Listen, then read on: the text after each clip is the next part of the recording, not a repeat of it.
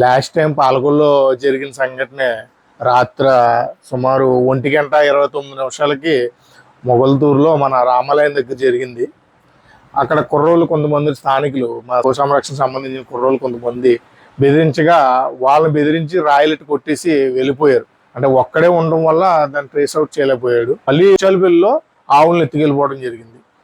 ఇది ఎంత దౌర్భాగ్య స్థితి అంటే ఆవుల యజమానులకి ఎన్నిసార్లు చెప్పినా మీరు రోడ్డు మీద వదులుతూ మానతలేదు.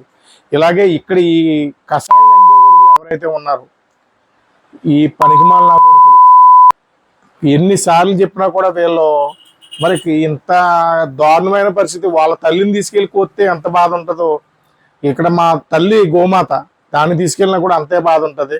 దయచేసి అలాగే స్థానికులు కానీ అలాగే ఆవుల యజమానులు డిపార్ట్మెంట్ వారు కూడా సహకరించి మాకు ఈ ఆవులు ఏదైతే ఉన్నాయో వాళ్ళని ఎత్తుకెళ్ళి వాళ్ళని ఖచ్చితంగా ట్రేస్ అవుట్ చేసి వాళ్ళని ఉరిశిక్ష లాంటిది అమలు చేయాలని మా గో సంరక్షణ నుంచి కోరుకుంటున్నాం.